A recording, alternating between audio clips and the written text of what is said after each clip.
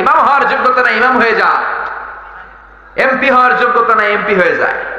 Chairman হওয়ার যোগ্যতা নাই, চেয়ারম্যান হয়ে যায়। মন্ত্রী হওয়ার যোগ্যতা নাই, মন্ত্রী হয়ে বসে আছে। আসরা নাই? কথা কম না কেন? এরকম আসরা নাই? বিশ্বনবী বললেন ওয়াকানা যাইমুল কওমি আরযালাহুম, কিয়ামতের আগে সমাজের চোর বাটপার বদমাশ গুলো সমাজের নেতা হয়ে যাবে। জোরে বলেন ঠিক কিনা? নামাজ নাই, রোজা নাই, ওযু নাই, কোরআন জানা নাই, এরা নেতা হয়ে বসে আছে। এজন্য নেতা বানানোর সময় সাবধান। দুই কাটা একটা জায়গার মসজিদের মধ্যে যখন ইমাম বানান, ইমাম অর্থ নেতা, ইমাম মানে কি? জোরে বলেন। দুই কাটা জায়গা, ছোট্ট একটা 2 তলার মসজিদ, ওই মসজিদের নেতা বানাবেন মানে ইমাম বানাবেন। কি কি দেখেন? দাড়ি আছে কিনা, ঠিক কিনা? ইমামের দাড়ি না থাকলে ইমাম রাখবেন? ইমামের মাথায় টুপি আছে কিনা? ইমামের কোরআন তেলাওয়াতটা সুন্দর কিনা? ইমামের এই বিড়ি টানার অভ্যাস আছে কিনা? জোরে কোন ঠিক কিনা? বিড়ি যদি টানে কোনো ইমাম রাখবেন আপনারা? এরপর ইমামের খেয়াল করবেন রাস্তার মধ্যে কোনো মহিলা দেখলে এমনি এমনি তাকায় কিনা? জোরে বলেন ঠিক কিনা? ছোট্ট 2 তলা একটা মসজিদের নেতা বানাবেন, ইমাম বানাবেন, কত কিছু দেখলেন। এবার গ্রামের নেতা বানাবেন, এগুলো দেখার দরকার আছে না নাই? ইউনিয়ন পরিষদের নেতা বানাবেন, দেখার দরকার আছে না নাই? জেলা পর্যায়ের নেতা বানাবেন, দেখার দরকার আছে না নাই? পুরো দেশের নেতা বানাবেন, ওই দেশের নেতা বানানোর সময় এগুলো দেখার দরকার আছে না নাই? যেই পর্যায়ের নেতা বানান দেখতে হবে নেতার কোরআন তেলাওয়াত শুদ্ধ আছে কিনা, নেতার গালে দাঁড়িয়ে আছে কিনা, নেতার নামাজ আছে কিনা, নেতার কমিটমেন্ট আছে কিনা, নেতার চরিত্র ভালো কিনা, তারাই হবে আমাদের নেতা। জোরে বলেন ঠিক কিনা? আর যদি না দেখে নেতা বানান তাহলে দেশের অবস্থা এমনই হবে যেমন আছে। জোরে বলেন ঠিক কিনা? এই জন্য আমানতের খেয়ানত, কিয়ামতের আলামত বিশ্বনবী বললেন 3টা জিনিস দেখে মুনাফিক চিনবা। 1 হলো কথা বললে মিথ্যা বলে, 2 হলো ওয়াদা দিয়ে ওয়াদা রাখে না, 3 হলো আমানতের খেয়ানত করে। বেশিরভাগ নেতা আমানতের খেয়ানত করে, আছে না নাই? হাজার হাজার কোটি টাকা মেরে দেয়। নেতা যত বড় পেট তত বড়, নেতা যত বড় টাকা তার বেশি। হাজার কোটি টাকা মেরে খেয়ে দেয়, টাকা পয়সা ঘুষ সিমেন্ট বিল্ডিং এর রড খেয়ে ফেলা। যেরকম ঠিক কিনা? রড খায় না, বাঁশ দিয়ে ঢালাই দেয়। তার মানে ঢালাইয়ের ভিতরে রড গেছে কই? খায়া ফেলাইছে, পেটে বেশি ক্ষুধা। যেরকম ঠিক কিনা? এরপরে মসজিদ নিয়ে রাজনীতি এই দেশে আছে না নাই? মসজিদের সভাপতি সুদখোর, আছে না নাই? সেক্রেটারি ঘুষখোর, ক্যাশিয়ার এইটা টানে, আছে না নাই? এলাকাতে বোধহয় নাই, আছে? আহা, বেশিরভাগ জায়গায় এই দুরবস্থা।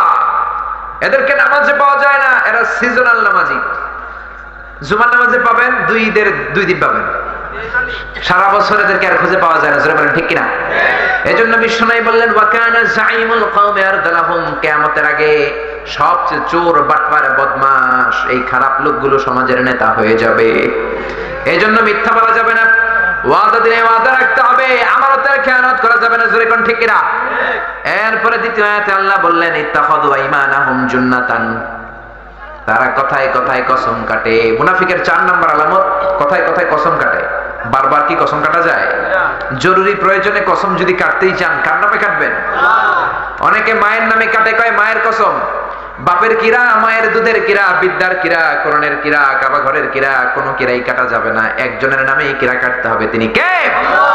অনেক ব্যবসায়ীরা এগুলো না বুঝে করে। মুরগি ব্যবসায়ী কয় 100 টাকা করে কিনে, আল্লাহর কসম আপনার জন্য 110 টাকা বিক্রি, মনে হয় আমি 4 জনের খালাতো ভাইয়ের 10 টাকা লাভে আমার জন্য ছেড়ে দিবে। কাপড় ব্যবসায়ীরা এগুলো করে, কথায় কথায় কসম কাটে। সবাই না, বলবে আল্লাহর কসম আপনি বনি কাস্টমার, আপনার আগে একজনও দোকানে ঢুকে নাই, আপনি যা দিবেন ওইটাতেই সই। এর আগে 20 জনের কাছে বেচছে, এর আগে 15 জনের কাছে বিক্রি করে আমারে বানায় বনি কাস্টমার। জোরে বলেন ঠিক কিনা? এজন্য কথায় কথায় কি কসম কাটা যাবে? কসম কাটতে হবে একজনের নামে, তিনি কে? আল্লাহ। এরপরে আল্লাহ বললেন ফাসাদ্দু আন সাবিলিল্লাহ, আল্লাহর রাস্তায় তারা বাধা দেয়, তাফসীর মাহফিল গুলাতে বাধা দেয়। মুমিন না মুনাফিক? নামাজ রোজার ধারে ধারে না, তাফসীর মাহফিল চোখে শয় না। জোরে বলেন ঠিক কিনা? নামাজ রোজার ধারে ধারে না, তাফসীর মাহফিল চোখে শয় না। শুধু খেলে কভু একবার ওই গোনাতি হাত তুরবার ফাঁকি দিলি শুধু জনগণকে আল্লাহর দরবারে বরখাস্ত খাস্ত হয়, পাপ করিবার হস্ত হস্ত হয়, তাই যদি হয় ব্যস্ত ব্যস্ত। ঠিক না? নামাজ ভালো লাগে না, রোজা ভালো লাগে না, তাফসীর মাহফিল ভালো লাগে না, এমন লোক আছে না নাই? এরা মুমিন নাকি মুনাফিক? এরা মুনাফিক। এরপর আল্লাহ বললেন ওয়াইদা রাআইতাহুম তু'জিবুকা আজসামুহুম, যখন নবী আপনি তাদেরকে দেখবেন তাদের চেহারাটা বড় সুন্দর লাগবে, চেহারায় চাকচিক্য, উপর মে পাক সাফ আন্দর মে খালাত বালা, উপরে পাক সাফ ভিতরে ভেজাল আছে না নাই? উপরে ফিটফাট ভিতরে মুমিন নাকি মুনাফিক? কথা কি বোঝা যায়? এরপরে রব্বুল আলামিন বললেন মুনাফিক কেমনে চিনবা, শোনো শোনো। ওয়া ইযা কামু ইলাস সালাতি কামু কুসালা ইউরাউনান নাস ওয়া লা ইয়াযকুরুনাল্লাহা ইল্লা কালিলা। মুনাফিকরা যখন নামাজে যায়, মুনাফিকরা যখন নামাজে দাঁড়ায় ভদ্রভাবে সুন্দরভাবে দাঁড়ায় না, অলস ভাবে দাঁড়ায়। কেমন ভাবে? তাকবীর বাজে তো বাজে না, রুকু করে তো করে না, নামাজ পড়ে তো পড়ে না, এমন অলসের অলস। বিশ্বনবীর জামানায় মুনাফিক গুলো মসজিদে যে পিলার খুঁজে খুঁজে দাঁড়াতো, পিলারের মধ্যে হেলান দিয়ে নামাজে দাঁড়াতো। পিলারে অনেকে হেলান দেয়, নামাজে দেয়া যাবে? পিলারের মধ্যে, দেয়ালের মধ্যে হেলান দিয়ে নামাজে দাঁড়ানো যাবে নাকি? কথা কি বুঝতেছেন? এজন্য খবরদার, নামাজে যারা অবহেলা করে এরাও মুনাফিক, নামাজে অবহেলা করা যাবে না। বিশ্বনবীর জামানায় সাহাবারা এমন ভাবে নামাজ পড়তেন, নামাজের মধ্যে তাদের খুশু খুদু বেড়ে আল্লাহর আরশ পর্যন্ত চলে যেত। জোরে কোন ঠিক কিনা? قد أفلح المؤمنون الذين هم في صلاتهم خاشعون. Successful indeed are the believers who offer their 5 times salah with full of solemnity and submission. সফল তো তারা যারা নামাজের মুসল্লায় দাঁড়ালে দিন দুনিয়ার হুঁশ তার থাকে না, তার চিন্তা চলে যায় কার দিকে? এজন্য খবরদার, নামাজের মধ্যে অলসতা করো না ভাইয়েরা। নামাজের মধ্যে যারা অলসতা করে তারা মুমিন নাকি মুনাফিক? এরপর আল্লাহ বললেন মুনাফিক কেমনে চিনবা, শোনো শোনো। মুজাবজাবিন, মুনাফিকদের আরেক টাইটেল হলো, আরেক কোয়ালিটি হলো, চিনার আরেকটা নিয়ম হলো, তারা হলো মুজাবজাবিন। দ্বিধা দ্বন্দ্বে থাকে, কোন দিকে যাবে বোঝে না, ডানে যাব নাকি বায়ে যাব বোঝে না। নেহি এদার নেহি উদার দরমিয়ান মে সদর বদর, নেহি এদার নেহি উদার দরমিয়ান মে সদর বদর। দুই নৌকায় পাড়া দিলে যে অবস্থা হয়, পাড়া দিছেননি কোনদিন? দুই নৌকায় দিছো? দুই নৌকায় পাড়া দিয়ে কি বেশিক্ষণ থাকা যায়? হয় এক পা ওই নৌকায় নিয়ে নিতে হবে, নাইলে ওই পা এই নৌকায় নিয়ে আসতে হবে, তা না হলে ধপাস করে পানিতে পড়ার সম্ভাবনা আছে না নাই?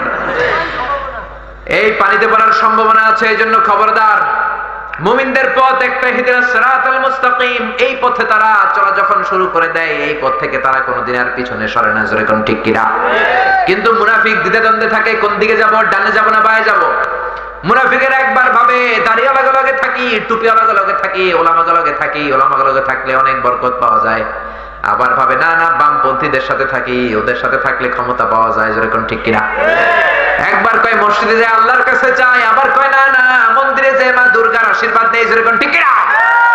একবার বলে না না ইসলামী আন্দোলনের মিছিলে যাই, হেফাজতের মিছিলে যাই, আরেকবার কয় না শাহবাগে বিরিয়ানি খাইতে যাই।